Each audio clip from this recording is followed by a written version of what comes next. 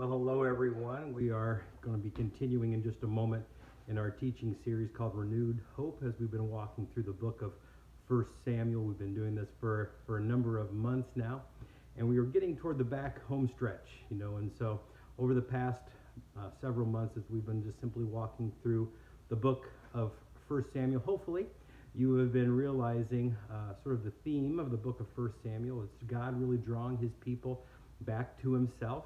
During the time of Judges, a 400-year downward spiral of God's people, really desiring to be like the other nations and rejecting God's rule. And so they get themselves into trouble.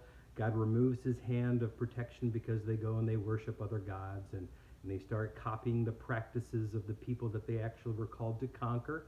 And as a result of that consequence, God removes his hand of protection when they walk out from under God's hand of protection, and they experience all kinds of different types of consequences. And so all of 1 Samuel is really a continuation of this mentality that God's people had in the book of 1 Samuel. And God continues, whenever they cry out for rescue, he continues to draw them back to himself. Hopefully, as we've been walking through the book of 1 Samuel, you understand that even though these accounts and these various stories and situations that we've been looking at, they're not about us, but they're definitely for us. There are principles that we can apply to our own life, warnings in terms of how God's people acted, how we should not act, and as the result, we want to learn from the page and not play those out in our own lives. But before we jump into chapter 22 this morning, or today, whenever you may be listening to that, just again a bit of a reminder. Hopefully you've been visiting our website, www.myfaithchurch.org. There are a number of resources available out there for you to take advantage of, whether it's Right Now Media, sort of a Netflix of Bible study, whether it's some instructions of how to download the YouVersion Bible app, and we have all of our sermon teaching notes on that. If you click the events tab and you look for Faith Church Martinsville. We continue to encourage you to be faithful, and thank you for your continued faithfulness during these weird times here in the pandemic. Clicking that donate button or texting contributions to 73256. We thank you for your continued support. It allows us to do and continue to do what we've been doing, getting into the meat and the potatoes of God's word. Now, if you're able to join us either in person last week or through YouTube, we looked at chapter 21. This is where David is running from Saul, finds himself really in a situation where he's never found himself before. He's all alone, and he's not acting like the David that we have become accustomed to. David, the giant killer. David, the one who, even though he's being treated so poorly by Saul, continues to be loyal and faithful, and a person who just desires Saul to kind of have a reconnection with his relationship with him.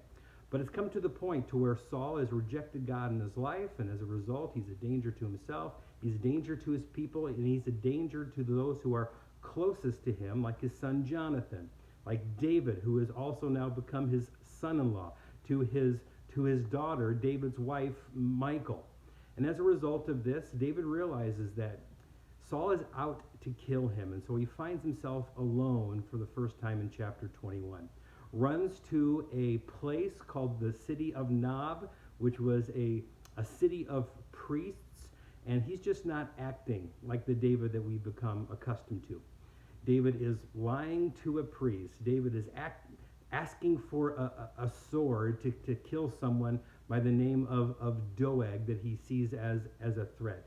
David is going to the Philistines, the mortal enemies of God's people, because he wants to find a place of sanctuary. And yet, when you look at the actions of David in chapter 21, you can become a little discouraged because David is not acting with integrity. He's in survival mode, right? He's in fight and flight mode.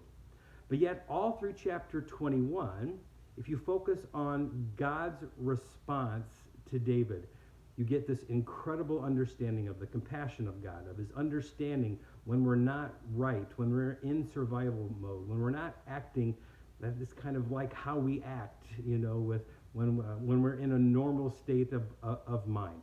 And so we looked at chapter 21, how God was incredibly compassionate, how God was incredibly understanding when David was not really acting himself.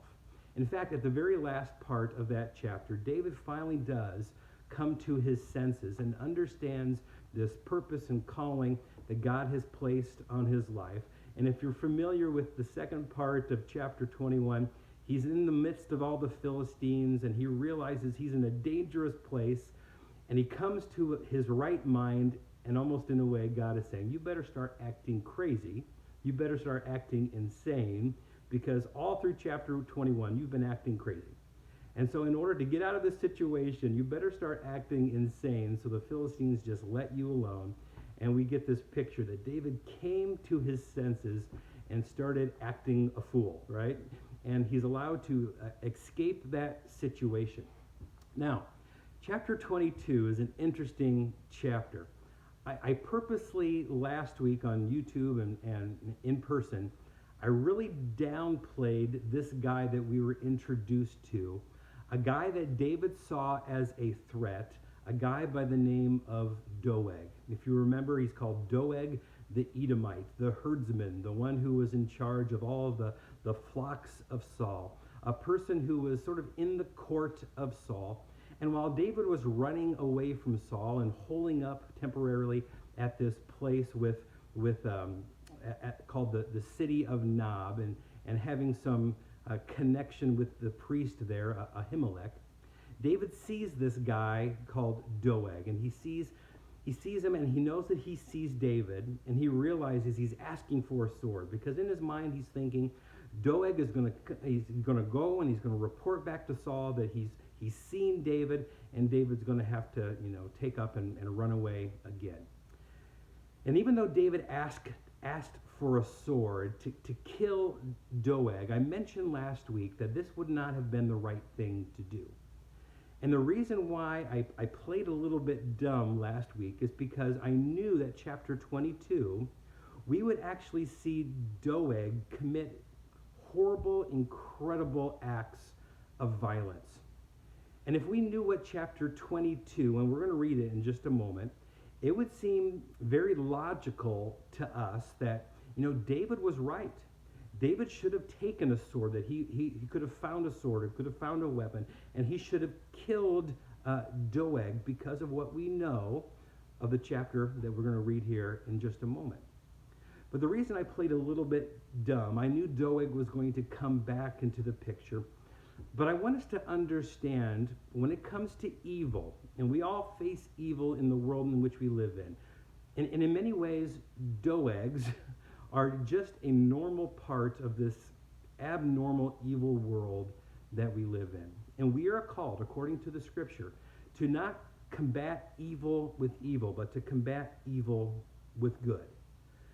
And so knowing what we know about Doeg in chapter 22, it would be very easy to fall back to chapter 21 and think to ourselves, well, David really should have killed him, but David would have been striking out of fear, not out of faith.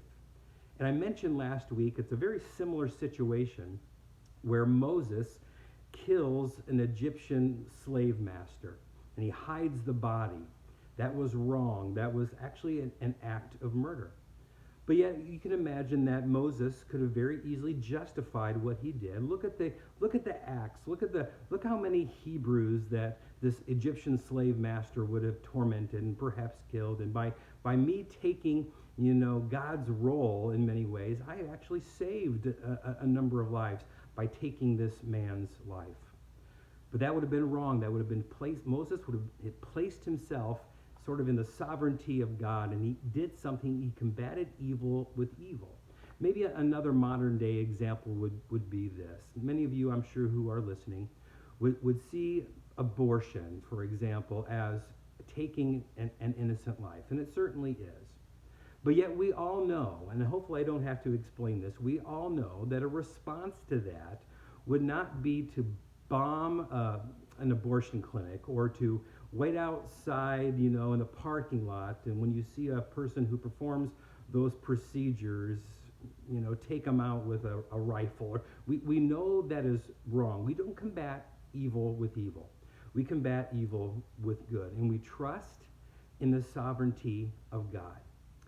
Now, with that being said, Doeg, that we were introduced to last week in chapter 21, David's suspicions really do come true. And it wouldn't have been justified for David to take his life because he didn't have a crystal ball. But David's suspicions did come true. Doeg went to Saul, revealed where David was, and then there are some incredible, horrible actions that Saul commands Doeg to do. And so the question that we really have today is this: how do we respond to an evil world? What is our response? And David does come back to a right state of mind. And some of the things that we're going to look at here today as we look at chapter 22, David responds correctly. We all live in an evil world. There are horrible atrocities that we hear on the news or we see on our news feed or on our phone every single day. How are we as God's people to avoid this, combating evil with evil? But how do we combat evil with good? What is our response to the evil world in which we live in? There are some incredible principles that we're going to pick up today. If you have your Bible, I encourage you to turn to 1 Samuel. We're going to read chapter 22, and then we're just going to make some comments. Let me begin. David therefore departed. Remember, he had faked madness, and God allowed him to be rescued from that situation, and finally he came to his right state of mind, and he was going down to the Philistines, a place where he shouldn't have been. But he escapes there, and he departs from there and escaped to the cave of Adullam. So when his brothers and all of his father's house heard of this, so David's running, he's hiding in these caves, they went down there to him. In fact, in 2009, I was actually in a location where a lot of these caves were. There were large caves where it could house, 100, 200 people, but there are also very small caves that you could sort of escape if you saw people who were trying to hunt you. I mean, it's a very interesting place where you could definitely get lost, right? And everyone who was in distress, everyone who was in debt, and everyone who was discontented, I love the alliteration here, the distress, the people in debt, and the discontented, right? They gather to him. In many ways, David becomes like a Robin Hood in many ways. Those who were suffering as a result in many ways of Saul's poor leadership, they are all discontented. They're distressed. Many of them have suffered financially because Saul's just not doing his job as a king. He's obsessed with finding David. And there were about 400 men with him. So in many ways, David has become sort of the captain of the island of misfit toys, right? So verse 3 says this: Then David went from there to Mizpah of Moab, and he said to the king of Moab, Please let my father and mother come here with you till I know what God will do for me or with me. And so David realizes that perhaps his family's in danger, but the caves in which he is presently hiding is not the best place for them. Maybe they're elderly, maybe he understands he doesn't want them around all the misfit toys. So he goes to the king of Moab, and there's a stronghold there. In fact, verse 4 says this: And so he brought them before the king of Moab, and they dealt with him all the time that David was in the stronghold. So David's been in caves. Now he's in a stronghold, hiding and escaping, holding up from Saul. Verse 5 is very interesting. Now the prophet Gad, there's this prophet, God spoke through this man, said to David, Do not stay in the stronghold, do not stay in the caves either. Depart and go to the land of Judah. Now this is where Saul was. In many ways, go to the belly of the beast. Go to the place where you're exposed. And this is what he says. Go to the land of Judah. And so David departed and went into the forest of Hereth. When Saul heard that David and the men who were with him had been discovered, they knew where he was, right? Now Saul was staying in Gibeah under a tamarisk tree in Ramah, with his spear in his hand. I mean, that is just a picture of where Saul was. And he said to his servants who stood about him, Hear now, you Benjamites, will the son of Jesse give every one of you fields and vineyards, and make all of you captains of thousands and captains of hundreds. All of you have conspired against me. I mean, this is where Saul is in his life. All of you guys are against me. Even my own son, Jonathan, has made a covenant with the son of Jesse, David, and he's basically just throwing himself a bit of a pity party. Everybody's against me, nobody's for me, right? All of you have conspired against me, this is verse 8, and there is no one who reveals to me that my son has made a covenant with the son of Jesse. And there is not one of you who is sorry for me and reveals to me that my son has stirred up my servant against me to lie in wait as it is to this day.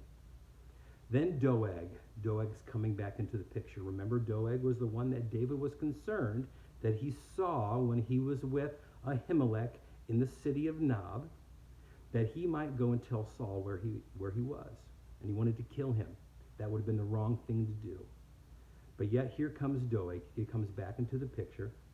Then answered Doeg the Edomite, who was set over the servants of Saul, and said, I saw the son of Jesse going to Nob, to Ahimelech, the son of Ahitub. And he inquired of the Lord for him and gave him provisions. Remember, he ate bread from the priest's altar. Remember this last week? And he gave him also the sword of Goliath the Philistine. He is the tattletale here. Yep. Saul, I saw David. He was there. Ahimelech gave him provisions. He gave him a sword. He's telling him all these things. So the king sent to a call to Ahimelech the priest. He's going over to Ahimelech. He's going over to the city of Nob. And he says, and all of his father's house there, and the priests who were Nob, and they all came to the king. And Saul said, Hear now, son of Ahitub. And he answered, Here I am, my lord. This is Ahimelech, remember, who helped David last week in chapter 21. Then Saul said to him, Why have you conspired against me, you and the son of Jesse, in that you have given him bread and a sword, and have inquired of God for him, that he should rise against me and lie in wait, as it is to this day? So Ahimelech answered the king and said, Who among all your servants is as faithful as David? I mean, he is defending David. And who is the king's son-in-law? And he's been faithful. He's your son-in-law. Who goes at your bidding? He's done everything that you've asked him to do. And who is honorable? Who is more honorable in your house than David? Did I then begin to inquire of God for him? Of course I'm going to help David. He has been faithful. Far be it from me. Let not the king impute anything to his servant or to any in the house of my father, for your servant knew nothing of all this. He didn't know what was going on with Saul and with David. David didn't tell Ahimelech, little or much.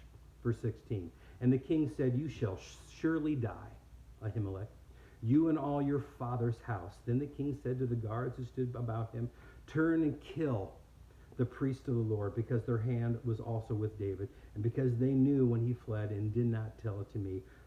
But this is what the servants of Saul did. They would not lift their hand to strike the priests of the Lord. They're like, We're not doing this. You're telling us to kill priests. Saul, what's going on? And they refused to obey that order. And then the king then turns to Doeg the tattletale, Doeg the insignificant little worm that he is, right? He says, You turn and kill the priests. And so Doeg the Edomite turned and struck the priests and killed on that day 85 men who wore the linen ephod, those who were ministering in the house of the Lord. Also Nob, the city of priests, he struck with the edge of the sword. We're talking genocide here.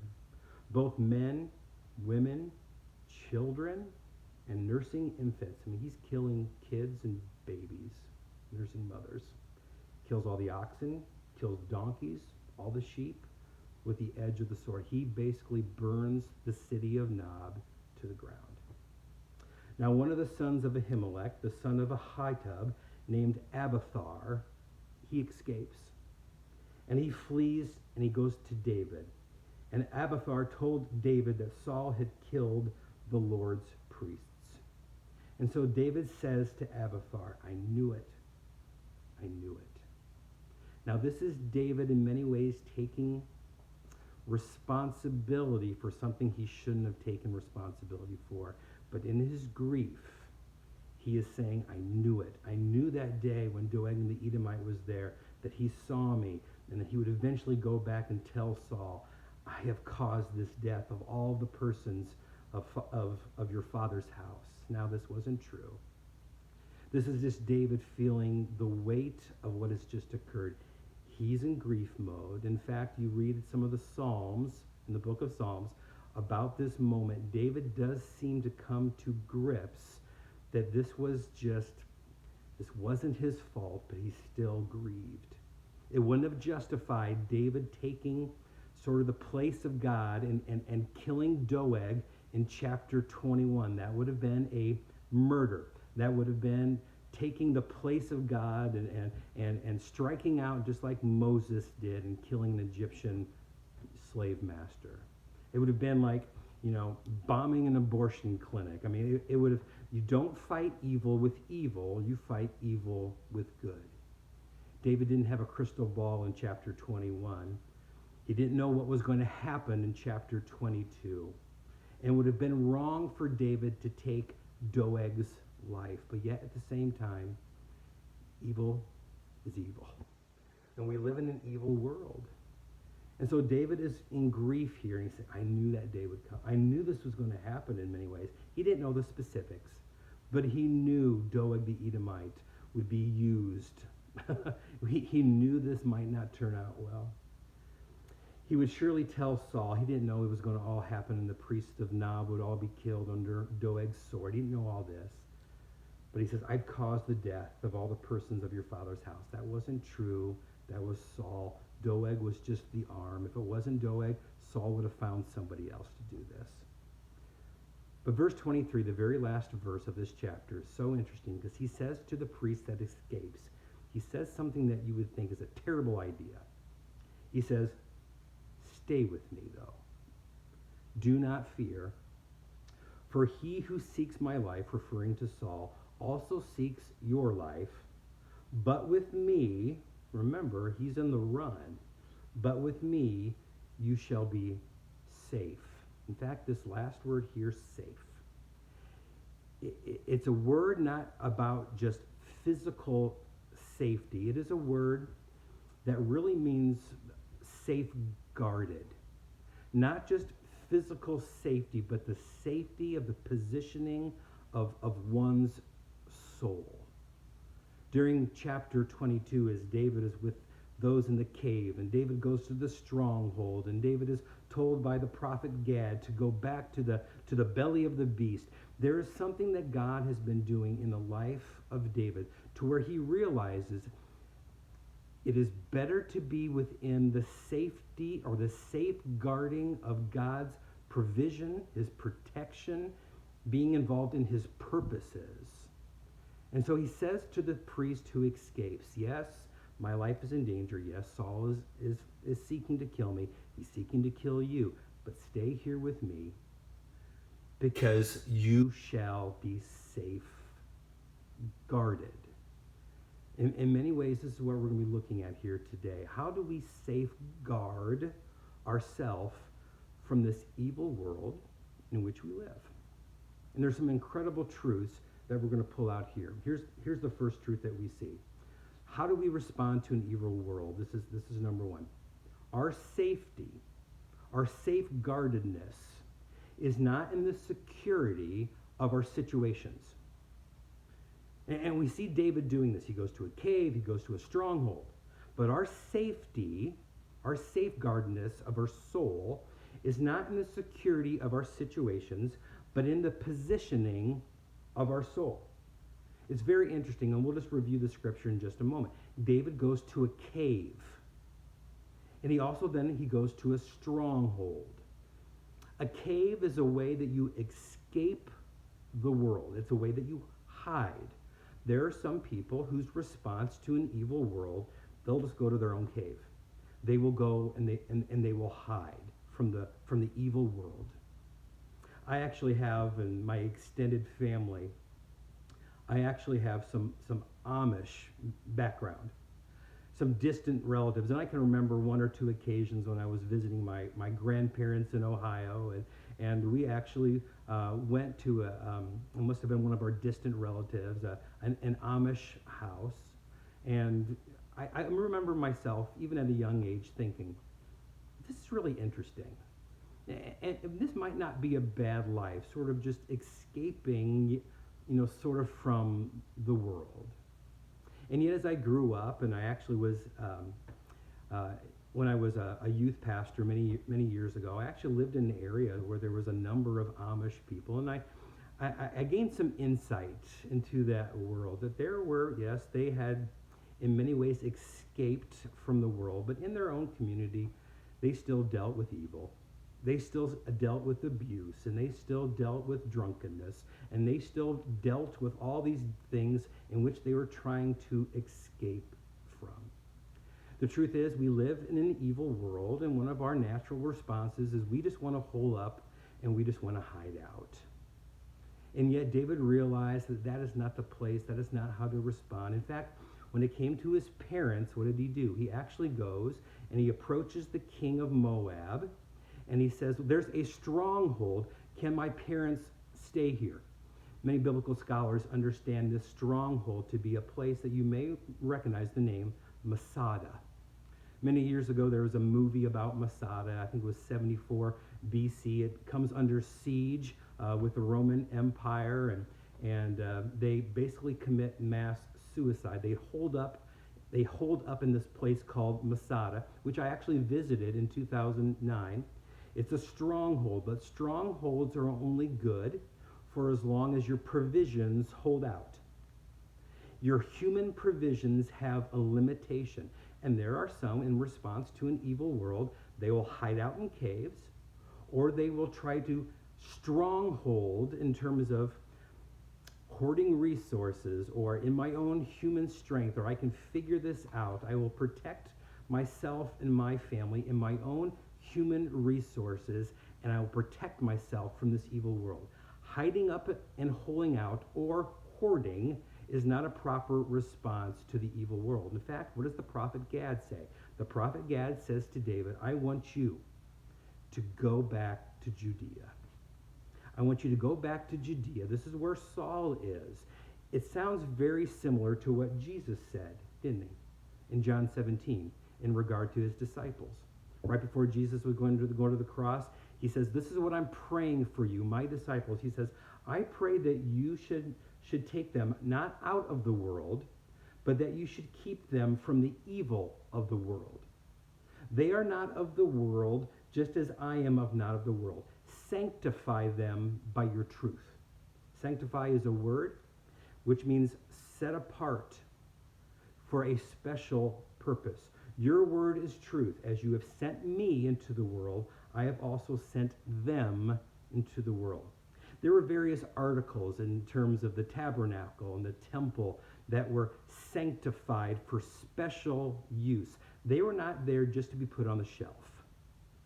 They weren't common. They were set apart. They were unique, but they were to be used for special purposes. This is what Jesus is praying here in John chapter 17. My desire is for you not to be taken out of the world, because evil needs to be exposed to light and to good. But understand that you are to be sanctified. You are to be set apart, to be used for a special purpose. Isn't this really what Gad was saying to David? David, don't hole up in a cave. Don't just hoard out in a stronghold. You need to be in the battle. You need to be in the fight. And so I want you to be set apart. God has sanctified you for a special purpose. You will be safeguarded. Now that's hard, isn't it? That's hard in regard to our family. That's hard in regard to the people that we are responsible for, to say, as Jesus was praying to his disciples, I don't want you to be of the world, but I want you to be in the world. Because how else will the world be exposed to godliness, to light, to goodness, if you hole up in caves or if you just hide out in a stronghold? And Gad was saying to David, I am asking you to go back to Judea. You will be safeguarded. Here's the second thing that we learn from David's response. Our certainty is not in knowing the future, but in the understanding that God does. Such an interesting verse in verse 3 here in chapter 22. Let me read it to you again. Here's what it says. Then David went from there to Mizpah of Moab, and he said to the king of Moab, please let my father and mother come here to you. And then he says this, till I know what God will do for me or with me. This is essentially what David was saying. I know God is with me. I'm just not sure what God is going to do with me. Let me say that again. I know God's presence is with me. I just don't know what God yet is going to do with me. I don't know what his purpose is. I don't know. He hasn't revealed to me his plan. I am secure in the understanding of God's presence with me.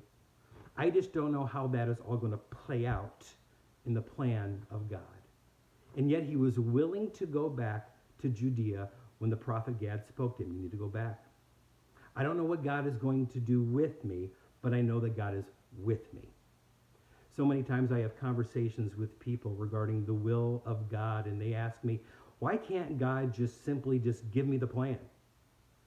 And in fact, if we have a choice, if we're honest, we would probably say, I desire the plan of God more than the presence of God. And the reason why we say that is because we're all control freaks. We all want to know so we can have a sense of control, so we can have a sense of maybe even, trying to adjust the plan or maybe talking to God. I'm not sure I agree with point A here, right? But God understands something about his presence and his purpose for us. It's always about the presence first. Then the plan is revealed. Why? Because that requires faith. Abraham is a great example of this. And Abraham has talked about this as a person of faith in the faith chapter, Hebrews chapter 11, right? Abraham understood that God had called him and his presence was with him when God called him to go to a place that he did not know where it was. He went anyway. And then the second aspect of Abraham's faith in Hebrews chapter 11, Abraham was given this promise that his wife Sarah would have a child, and yet God's presence, his word had spoken. He took confidence in that, even though he didn't know how it was going to all play out. He didn't know how that was going to happen. Abraham also understood this about his son.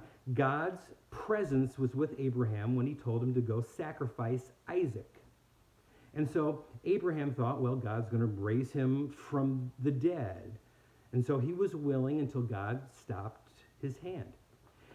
Abraham was confident in the presence of the Lord, the word that he had heard from the Lord, but he always wasn't confident and understanding in terms of how it was all going to play out. But God revealed it in his own timing. Now that is so encouraging and challenging for us when it comes to how do we respond to the evil world. We don't have to know how God is going to play everything out. We just have to walk in the assurance of his presence. Why? Because that requires faith. And in due time, God will give us the plan when it's his timing. But we walk in faith in the assurance of his presence. I hope that makes sense. Here's the third response that we see from David. Our satisfaction, or our contentedness, or our understanding, our knowledge, right? Our satisfaction is not in our own understanding, being able to figure everything out. But it is trusting in God's sovereignty. Now I'm going to read the last part of this chapter again. Now one of the sons of Ahimelech, the son of Ahitub, named Abiathar, escaped and fled after David. This is after Doeg, under Saul's command, wiped out the entire city. And Abiathar told David what Saul had done and killed all of the Lord's priests. So David said to Abiathar, I knew that day when Doeg the Edomite was there, this is going to be bad news, that he would tell Saul. He didn't know all what was going to happen as a result. And he actually takes responsibility, which God never held David responsible for this. But David's just grieving, right? I have caused the death of all the persons of your father's house. Stay with me, though, which is seems like such a bad idea. Stay with me, do not fear, for he who seeks my life seeks your life, but with me you shall be safe guarded. The interesting part about this whole priest coming under the sword of Saul, This was actually predicted in chapter 2 of 1 Samuel, verse 37. As a result of Eli and Eli's horrible sons, Hophni and Phinehas, there was a prophecy that all the priests, all the descendants of Hophni and Phinehas, all the Saul's house would come under condemnation. God sometimes, and this is so hard for us to understand, and we have to trust in the sovereignty of God. God sometimes in his sovereign plan will oftentimes even use evil for his own purposes. I know that's hard for us to understand. But we see that all through the history of Israel, that God would oftentimes use evil kings or evil people groups or evil nations to bring judgment upon his people. And when we see this, it is very difficult for us to understand. We feel like David, don't we? This is my fault. I should have done something about this. When we see the evil in the world, and we can become so discouraged. Several years ago, I was watching a podcast of an interview of a young lady. She was in her mid-30s, but for about a decade, she had been working in India combating the human trafficking problem that is just prevalent. And she had a number of stories, heartbreaking stories of human trafficking and children being sold into all kinds of horrible situations, and I won't even go into detail. She had been responsible working with government agencies, and they would go in, they would raid these criminal rings, and after they would close one criminal ring down, 3 more would pop up in their place. And the interviewer was asking her, how do you keep from bitterness? How do you keep from just throwing in the towel? How does seeing so much evil in the world and 1 step forward and 2 steps backwards, how do you keep from just being angry? And she said something so interesting, and I'll never forget this. And I want to read it to you because I don't want to misquote her. She said this, how do you continue? And she said this, I trust in the sovereignty of God. I know evil and death was defeated at the cross. And yet I pray this every day, Jesus, come quickly. I know that the time of grace that is extended to all, from the cross till Jesus' return, so that all can come to a saving knowledge of Jesus. This grace is extended, and yet evil coexists at the same time. The two exist in the same space, and so I pray every day, Lord Jesus, come quickly. A response to an evil world. There will be some things, some of the evil that we see during this time of grace until Jesus returns, that it's going to be difficult for us to come to grips with. When we see this evil in the world, as David was seeing this evil in his situation going, I am so grieved. Maybe our response should be this. I know this time of grace is being extended so that all can come and place their faith and trust in Christ. What he has done on the cross, evil, sin, death has been taken care of. But I know Jesus is returning. Jesus, come quickly. The Lord bless you and the Lord keep you, and may his face shine upon you. God bless.